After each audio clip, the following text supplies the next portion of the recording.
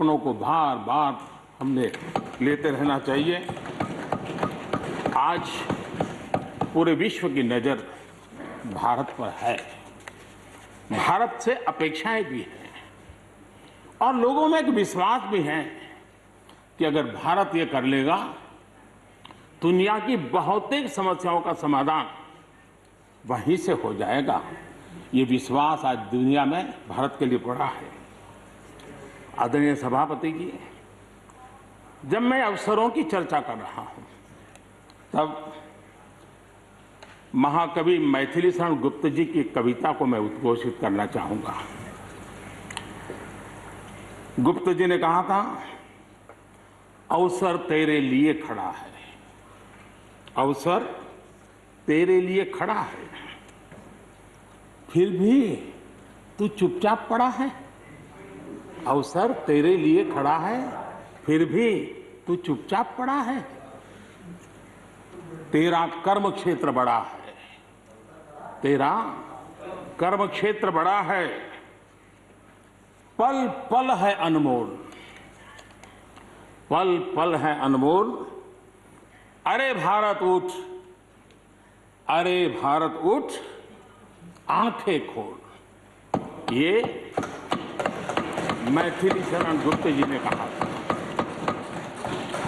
लेकिन मैं सोच रहा था, इस कालखंड में 21वीं सदी के आरंभ में अगर उनको लिखना होता तो क्या लिखते।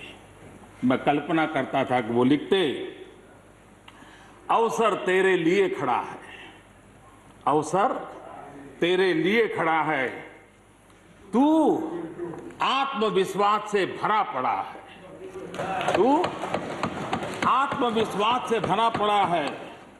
हर बाधा, हर बाधा, हर बंदिश को तोड़, हर बाधा, हर बंदिश को तोड़। अरे भारत, अरे भारत, आत्मनिर्भरता के पथ पर दौड़, आत्मनिर्भरता के पथ पर दौड़।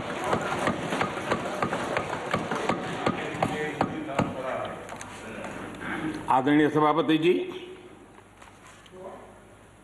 कोरोना के दौरान किस प्रकार की वैश्विक परिस्थितियां बनी, कोई किसी की मदद कर सके ये असंभव हो गया। एक देश दूसरे देश को मदद न कर सके, एक राज्य दूसरे राज्य को मदद न कर सके, यहां तक कि परिवार का एक सदस्य दूसरे परिवार की सदस्य की मदद न कर सके, वैसा माहौल कोरोना के कारण पैदा हुआ। भारत के लिए तो दुनिया ने बहुत आशंकाएं जताई थी। विश्व बहुत चिंतित था कि अगर कोरोना की इस महामारी में अगर भारत अपने आप को संभाल नहीं पाया तो न सिर्फ भारत लेकिन पूरी मानव जात के लिए कितना बड़ा संकट आ जाएगा। ये आशंकाएं सबने जताई। करोड़ों लोग फंस जाएंगे, लाखों लोग मर जाएंगे।